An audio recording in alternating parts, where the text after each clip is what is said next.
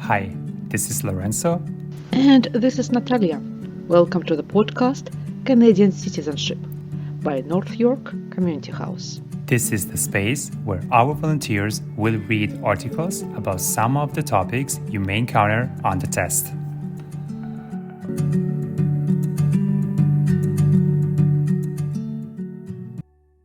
Welcome back. Hi, Natalia. How are you? Hello, Lorenzo. I am fine. Thank you for asking. So, how are you doing? I'm good. So in this episode, we're going to learn something about a prairie province. Can you guess which province, Natalia? Oh, we have three of them. So, Three of about them. what? Exactly. So Alberta. Okay, the province is Alberta. Have you ever been there, Natalia? No. No. You see? One province you haven't been to. Two. I missed two. among 10. That's okay. Okay, so but in this episode, besides that it will be about Alberta, we'll talk about the very important discovery of oil in 1947. Okay, let's listen.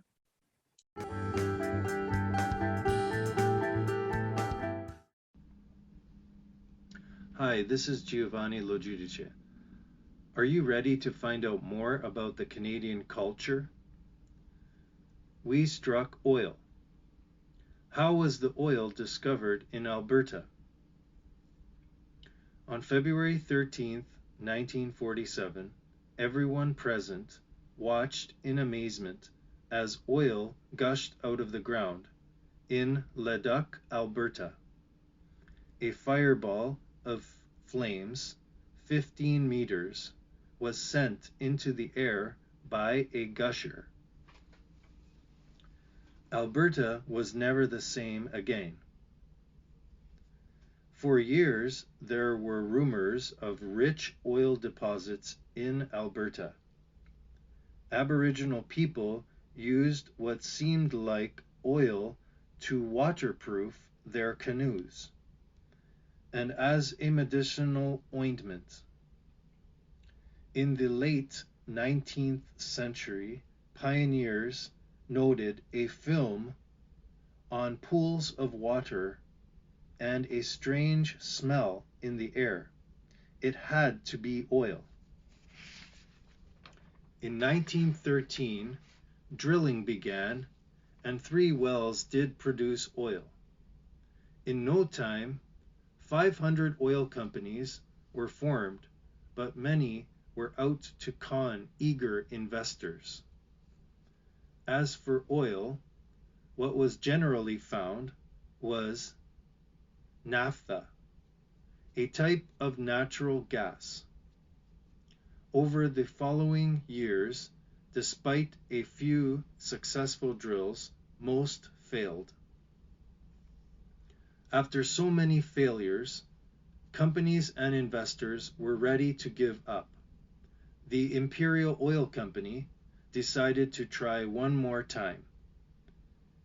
A team began drilling on a farm 15 kilometers west of Leduc. To everyone's astonishment, a test drill sent up a geyser of oil. On February 13, 1947, the real drilling began.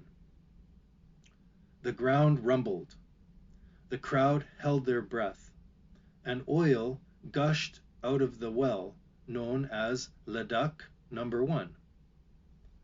Before the Leduc strike, Imperial Oil had spent millions and drilled 133 consecutive dry wells in Alberta and Saskatchewan over a 27-year period in search of oil. Oil brought prosperity and a population boom to Alberta.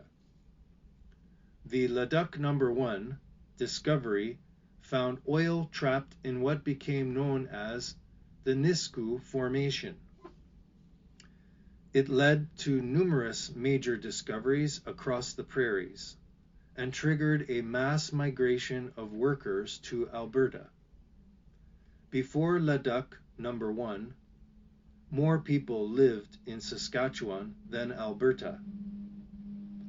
Afterwards, Edmonton and Calgary saw their population double within a few years. Alberta was on its way to being an energy superpower. Today, Alberta is full of refineries, petrochemical plants, pipeline companies, and oil-related businesses. Alberta went from being a have-not province to being a rich and self-sufficient one. This is the end. Thank you for listening. And now join Natalia and Lorenzo for the analysis of some of the words from the reading.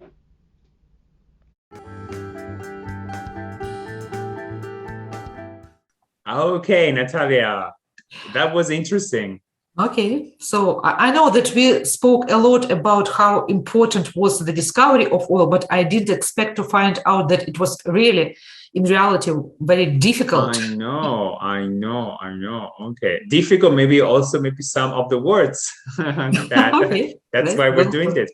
That's Yeah. why we are doing. Now we're going to look at those words. So the first word is gush.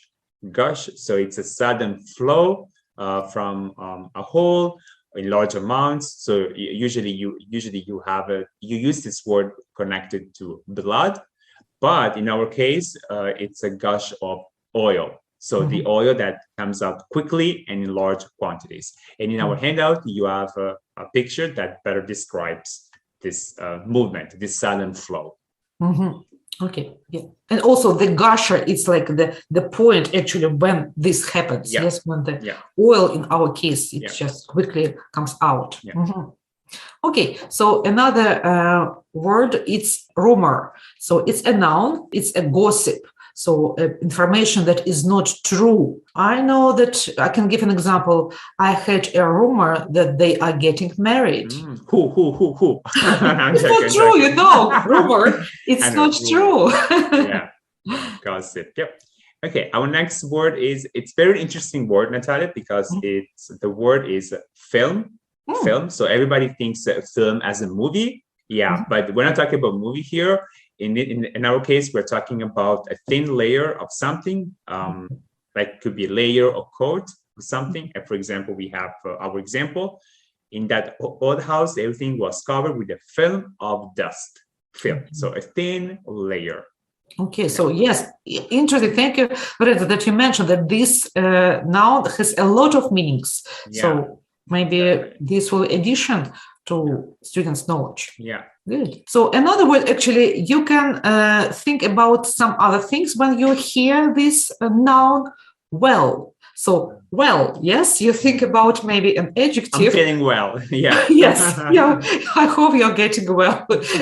But in our episode, it's about a hole in the ground from which a supply of water is extracted. So, for example, a water hole or spring. There is a well in the garden, and I can water my flowers each day. Okay. Well.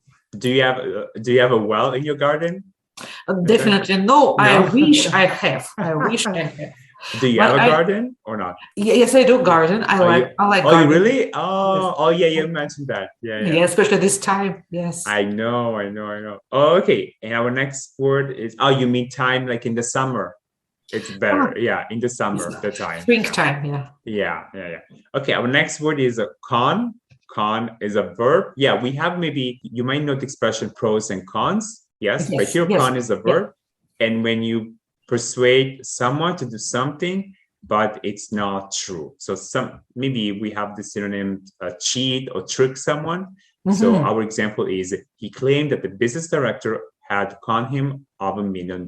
So con. You can also have this as you can also have the expression con artist, for example. A person who is Okay, interesting, because I never had exactly about the verb, about this con word, but it's good to know. Pros and cons. Yes, is something related to the meaning of this verb or not? Yeah, for con, con could be like something negative, right? I mean, it's not good to con people. To cheat people. Okay, good. That I think that's all. Some tricky words. Yes, pay attention to this. And thank you for listening to us and being with me, Lorenzo. Thank you. Take care. Bye-bye. This is the end of our episode. Make sure to check out our Facebook page, Citizenship Test Preparation North York Community House, where you can find more information about our free preparation courses. You can also visit our website, nych.ca, nych.ca, where you will find all the information and updates about our programs. You can also find us on Instagram at NYCH Online, LinkedIn, and Twitter.